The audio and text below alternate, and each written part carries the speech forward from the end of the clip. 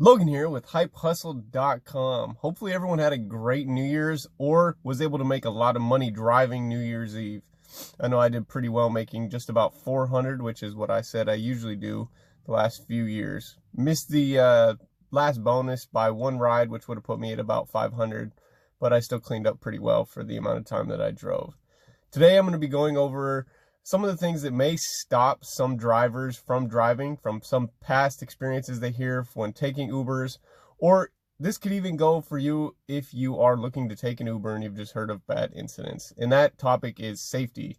A lot of people have heard of crazy incidents that have happened, and it's not safe to be in an Uber driver, or it's not safe to even take an Uber because of the chances of things that have happened.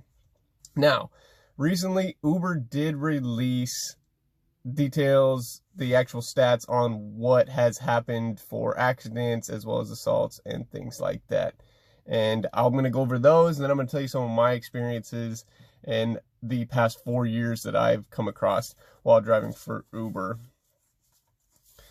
So yeah, they released them. I believe it's been a few months now that they released them, and they released the numbers that there was just about 3,000 sexual assaults that occurred in the last year. 9 people were murdered and 58 people died. Now that's taking that out of 3 million trips that were between 2017 and 2018. Or no, 1.3 billion trips is how many that is out of that was last year. There was 1.3 billion trips in the US last year. And that's what that 3,000 assaults, they were reported. Of course, not all are reported, and deaths as well. It's not a huge number. You're looking at 3,000 out of 3.1 billion. Not a huge ratio. Of course, a lot of assaults do go unreported, but it's not a huge thing. I'm going to say in my experience, I have not had any issues. I've never felt threatened in an Uber car as a rider or a passenger. I don't hear of it very frequently when I get riders of them feeling issues or anything like that, but I've never had any issues of being threatened or any issues with passengers in that such manner. And I've done about almost 7,000 trips in 4 years and never had any issues. One thing that I do know, and I would suggest to a lot of people to do maybe not feel safe, is, and I'll leave a link to it. I will leave a link to it. That would be the pepper spray with the taser you can put on your keychain. It comes as 2 things that you hook onto your keychain, and it would be good as a rider or a passenger to have on you, just to make you feel more secure. Like I said, a lot of times nothing's happened. In my experience, I've never had anything happen. I do have riders that have told me more cases of where they've had a creepy driver than there has been the other way around. As well as, you have to understand, and I've told other riders this as well, is I've had people get in and be like, oh, my so-and-so said to put the address down the street so you don't know where I live. Well, for the most part, I'm doing a ton, as a driver, you're doing a ton of trips, and riders don't understand that, but you're doing a ton of trips. You're not going to pay attention to their address. I mean, I never do. I would not make a mark of it. I mean, I'll know maybe the area, but I'm not going to remember the address.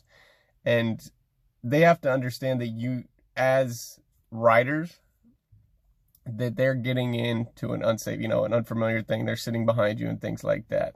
So it's got to be understood that it's both ways. People have to, are cautious of each other in both a rider and a passenger. Now, for the other reports they did on the accidents. So there was reported 97 fatalities and 107 total deaths in 2017 and 18 combined, compared to 36,000 people died in car crashes just in 2018. So you're looking at 107 compared to 36,000, which is the average of people. That's significantly less. That's about 10 crashes per billion miles drove. So the chance of getting an accident in Uber is not that likely. So yeah, 49 fatalities over 8.2 billion miles, or approximately 0.59 per 100 million miles traveled in 2018. So it's not very likely to get in an accident. I can say in the 4 years that I've been doing this, 6,500 trips, I have gotten in an accident. I've had 2 things that occur. First, I had a tire blown out. While I didn't have a passenger in the car, tire blew out, which is fine. Pulled over, put a donut on, and ended up heading home. I mean, that could happen to anyone. Another time, it was about 2 o'clock in the morning, had passengers in the car, and I was hit by a drunk driver on the freeway, hit and run. They took off and went, and then I ended up having to call the police and everything. So that's the other point I was going to get to on this is there is a safety button on here. If you don't feel safe, which would go to the other part, you can click and it calls 911, or it can track. As well as when you're stopped for a long period of time, it will ask you if anything is going on. So in that case, I hit the button and I called 911. It goes right away and people show up. The cops show up and take care of everything. The other part I'm going to go into about that with the accidents, though, is they say there is roadside assistance through Uber.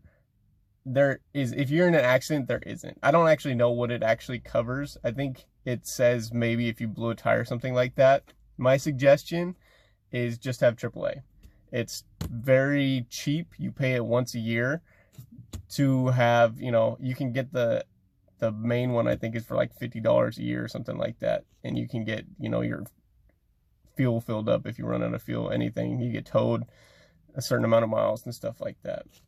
So in my experience, I had actually canceled my AAA because I didn't read into the roadside assistance that Uber provided, and that kind of messed up my thing, but that's how it went.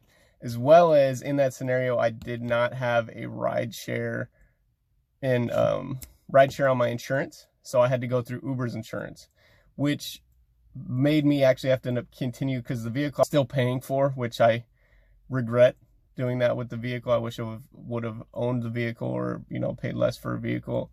But anyways, I was able to get almost all the money back besides the $1,000 deductible that was taken out from Uber. I mean, they took care of it pretty fast, but I was, again, still had to pay out a little bit afterwards, even with the vehicle wrecked. So my suggestion is if you're going to drive Uber, make sure that you have a good insurance that does have a rideshare endorsement, which is what I have now, just in case anything happens, so I'm not out money.